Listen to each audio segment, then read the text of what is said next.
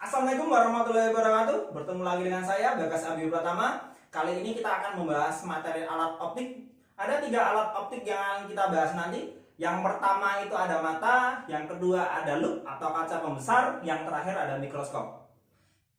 Nah, mula-mula kita bahas mengenai mata. Mata adalah salah satu alat optik di mana terdiri dari lensa cembung. Nah, jadi pembentukan bayangan pada mata itu ketika cahaya datang yang masuk ke mata itu difokuskan oleh lensa mata supaya cahaya yang datang tadi itu bisa tepat jatuh pada retina. Nah, di retina ini banyak sekali sel-sel batang dan sel kerucut, di mana sel batang dan sel kerucut itu fungsinya adalah menangkap intensitas dan warna-warna cahaya masuk, kemudian oleh saraf itu diteruskan ke otak dan diolah di otak.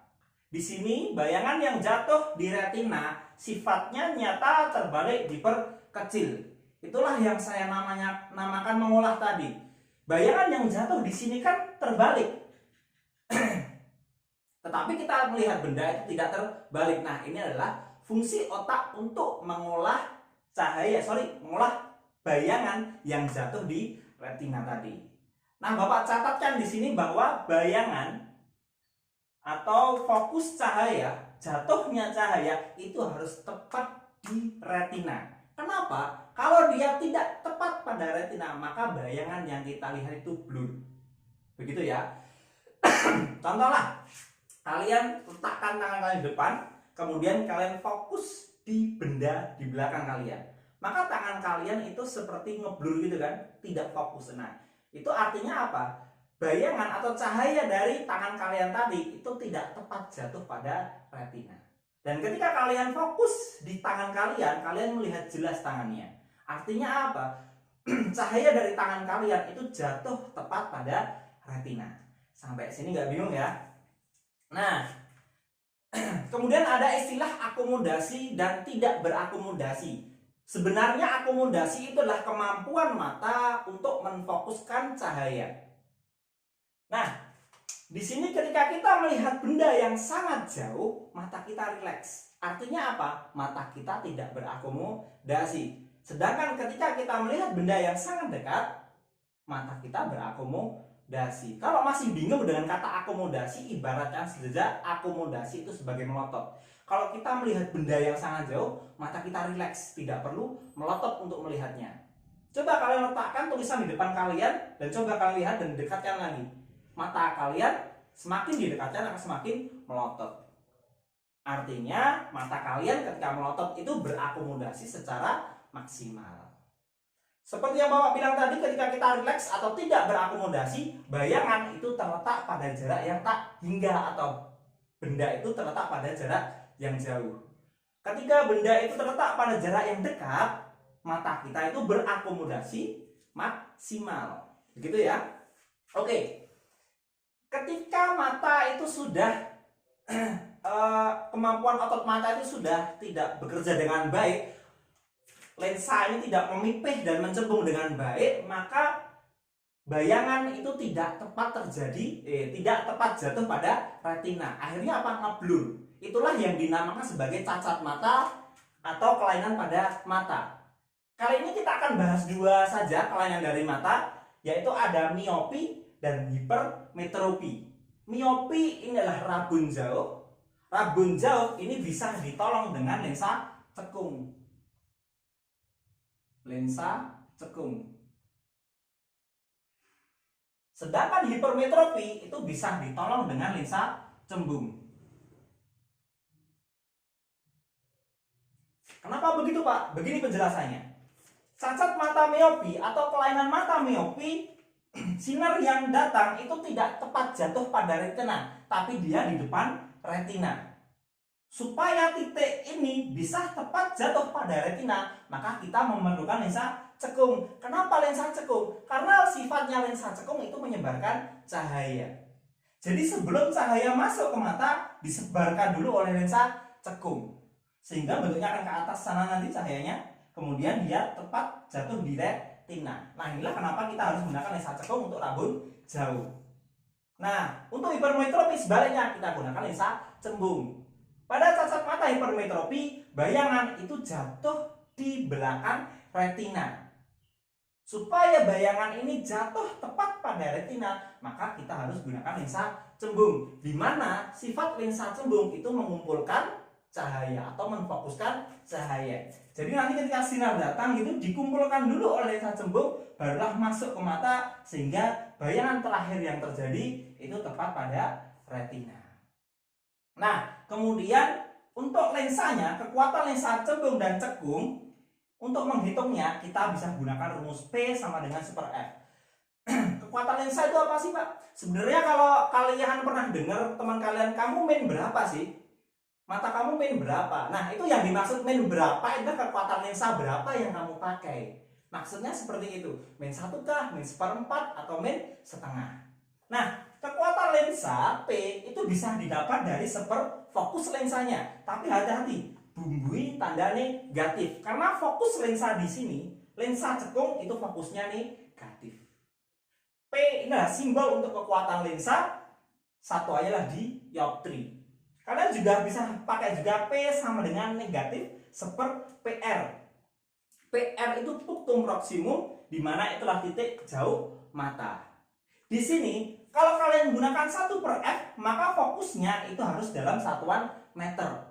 Kalau mintanya ke senti gimana, Pak? Nggak masalah. Boleh fokusnya kamu rubah dari senti ke meter, atau satunya, ini kan 1 meter, kamu rubah ke senti. Nanti berarti 100 per fokus. Fokusnya dalam sentimeter. Begitu juga dengan PR-nya ya. Titik jauh matanya, punctum mortumnya ya. Kalian gunakan meter juga. Kalau pengen gunakan sentimeter, maka satunya itu kamu rubah ke sentimeter terlebih dahulu. Nah, yang kedua ada hipermetropi. Untuk kekuatan lensa pada hipermetropi bisa kita gunakan super F juga, tapi F-nya itu positif. Gitu ya. Dan juga kalau menentukan dari punctum proximum atau titik dekat mata, kita bisa gunakan P sama dengan super SN. SN inilah jarak baca normal. Jadi jarak baca normal itu pada jarak berapa mata itu bisa melihat dengan normal. Rata-rata jarak baca normal pada mata itu adalah 25 cm. Nah, di sini berarti P sama dengan super SN min super PP. Tapi tadi kalau pakai 1/, maka satuannya harus meter. Kalau pengen gunakan sentimeter, maka satunya harus diubah ke 100. Berarti 100 per SN min 100 per PP. Sekarang kita bahas loop. Loop atau kaca pembesar. Yang pertama pada mata yang berakomodasi maksimal. Perbesaran yang dibentuk oleh loop ketika mata berakomodasi maksimal, M adalah simbol perbesaran. Kalau berakomodasi maksimal berarti M-nya sama dengan SN per fokus lensa plus 1. M ini adalah perbesaran, SN jarak baca normal mata, F adalah fokus lensanya.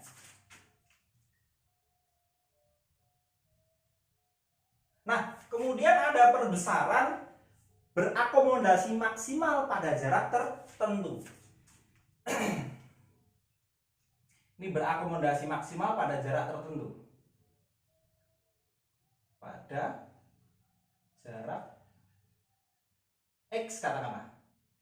Maka perbesaran yang terjadi M sama dengan SN jarak baca normal mata per fokus plus SN per X.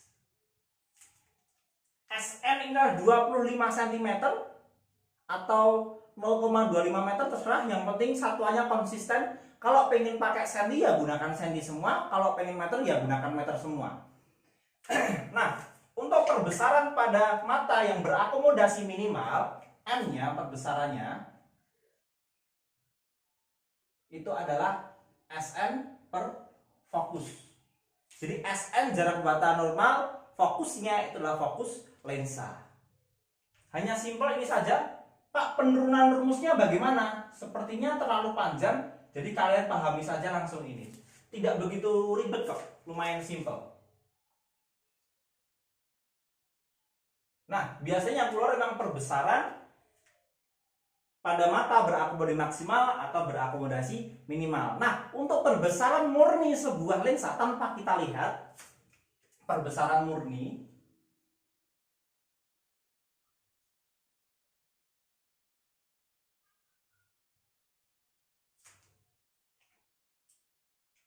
M perbesaran itu adalah bayangan dibagi dengan jarak benda atau H aksen per H. S aksen di sini adalah jarak bayangan, S adalah jarak benda, sedangkan H aksen ini adalah tinggi besar bendanya. Sedangkan H saja, H aksen tadi adalah besar bayangan atau tinggi bayangan, sedangkan H ini adalah tinggi bendanya. Nah, maksudnya perbesaran murni itu perbesaran pada lensa tanpa dilihat oleh mata yang berakomodasi, entah minimal atau maksimal. Jadi ini perbesaran murni si lensanya. Hanya itu saja. Kemudian yang terakhir ada mikroskop. Mikroskop itu terdiri dari dua lensa, lensa objektif dan juga lensa okuler. Syarat mikroskop, fokus objektif itu harus lebih kecil daripada fokus okulernya. Ini syarat untuk mikroskopnya ya. Ada dua keadaan. Yang pertama ketika berakomodasi maksimal dan juga berakomodasi minimal. Yang pertama, ini mata di sini. Nah, ini dilihat oleh mata begitu. Coba lihat, bayangan yang terbentuk kan di tak hingga itu. Antara perpotongan dua garis ini itu tidak bersinggungan. Artinya apa? Bayangan yang terbentuk itu jaraknya ada di tak hingga. Berarti gambar yang pertama menunjukkan bahwa mata itu tidak berakomodasi atau berakomodasi minimal. Ini berakomodasi minimal. Min gitu aja. Nah, coba perhatikan. Yang pertama di sini lensa objektifnya, yang kedua ada okuler. Yang paling kiri ini adalah jarak benda. Benda siapa? Benda si objektif, SOB. Kemudian setelah melewati lensa objektif, dia menjadi sebuah bayangan, S aksen OB atau jarak bayangan objektif. Coba lihat. S aksen OB di sini digunakan sebagai benda oleh lensa okuler. Maka SOB ini, titik di sini itu juga sebagai benda dari lensa okulernya. Dia berlaku sebagai bayangan lensa objektif dan juga benda dari lensa okuler. Berarti benda lensa objektif, bayangan lensa objektif, berarti ngukurnya dari objektif ke sini ya. Nah, yang biru sini. Tapi untuk jarak benda okuler menghitungnya dari sini, dari titiknya ke lensa okulernya. Nah, bayangannya terbentuk di tak hingga. Ketika dia berakomodasi secara maksimal, di sini berakomodasi maksimal,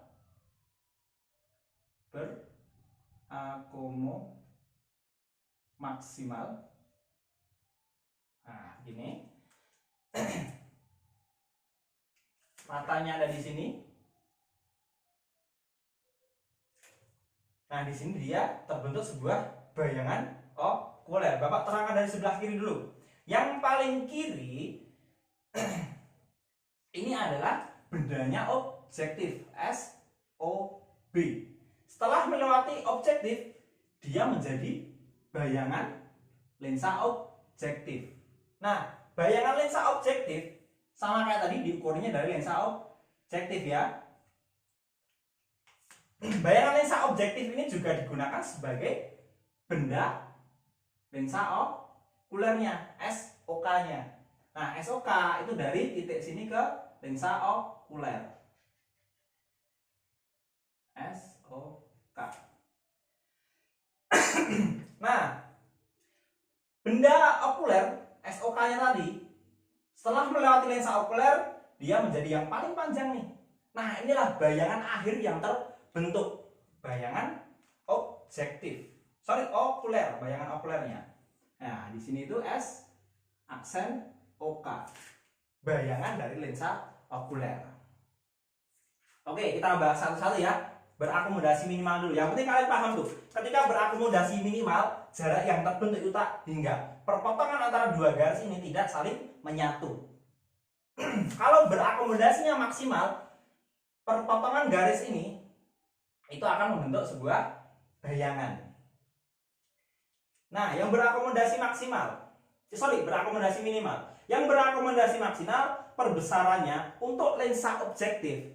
Lensa objektif yang depan sini kan. Untuk lensa objektif ini kan tidak dilihat oleh mata. Maka perbesarannya perbesaran murni. S aksen per S.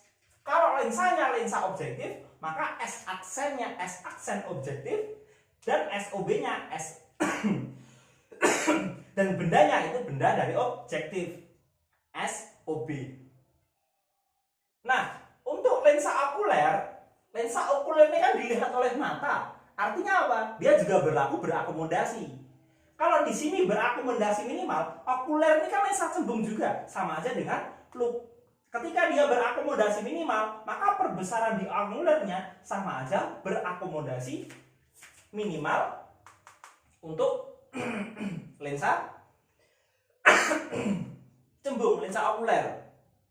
Maka perbesarannya SN per F, sama kan? SN per F. Tapi fokusnya ya fokus di lensa okuler.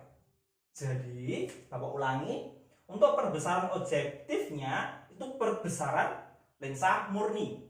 S aksen per S. Kalau lensanya objektif, maka bayangannya bayangan objektif, bendanya juga benda objektif. Sedangkan di lensa okuler ini kan yang dilihat oleh mata. Kalau dilihat oleh mata, maka dia berlaku pakai berakomodasi, entah minimal atau maksimal. Ketika tidak menyatu seperti ini, maka berakomodasi minimal. Artinya perbesarannya hanya SN per F. SN per F gitu kan. Fokusnya ya fokus okuler karena lensanya lensa okuler yang kita tinjau. Nah, untuk perbesaran totalnya dikali saja. Perbesaran totalnya itu perbesaran objektif dikalikan perbesaran okuler. Berarti S aksen OB per SOB dikalikan SN per F OK. Nah, yang terakhir untuk jarak lensa atau panjang mikroskopnya. Coba lihat jarak antara lensa objektif dan lensa okuler. Di sini kan SOB, ya kan? Ini objektif, S aksen OB, ini SOB-nya ini aksen OB dan ini SOK. Jaraknya itu pasti selalu S aksen OB plus SOK. S aksen OB plus SOK. Nah, S aksen OB ini terletak tepat pada fokus. Bapak tuliskan di sini ya. Ini adalah fokus okuler FOK. Di sini fokus objektif. Ini juga ya. Titik sini itu fokus okulernya, di sini fokus objektifnya. Coba SOK jaraknya ke sini kan, FOK yang merah ini. Ingat FOK bukan dari objektif ya. Tapi kalau fokusnya okuler maka jaraknya harus dari okuler. Jarak SOK-nya ini kan sama dengan FOK-nya. SOK-nya itu sama dengan FOK. Maka bisa Bapak tuliskan jarak lensanya D sama dengan S aksen OB plus FOK. Karena SOK-nya jarak benda okulernya itu sama dengan fokus okuler. Ini yang pertama. Nah, yang kedua, sekarang berakomodasi maksimal. Sama kayak tadi. Kalau lensanya objektif, maka perbesarannya murni. S aksen per S. Tapi untuk okulernya, perbesarannya kita pakai perbesaran maksimal. Kalau pakai perbesaran maksimal, maka M sama dengan SN per F plus 1. Input saja. SN per F plus 1 sama perbesarannya. M totalnya juga M objektif, perbesaran objektif dikalikan M OK, perbesaran okuler. Dan yang terakhir jaraknya. Jaraknya berarti di sebelah kanan sini kan objektif. Sampai sini kan S aksen OB plus yang merah ini SOK. Maka D-nya hanya S aksen OB plus SOK. Oke? Seperti itu aja, sekian dari saya. Kritik dan saran sangat diperlukan. Tolong kalau ada pertanyaan ketik aja di komentar. Terima kasih. Wassalamualaikum warahmatullahi wabarakatuh.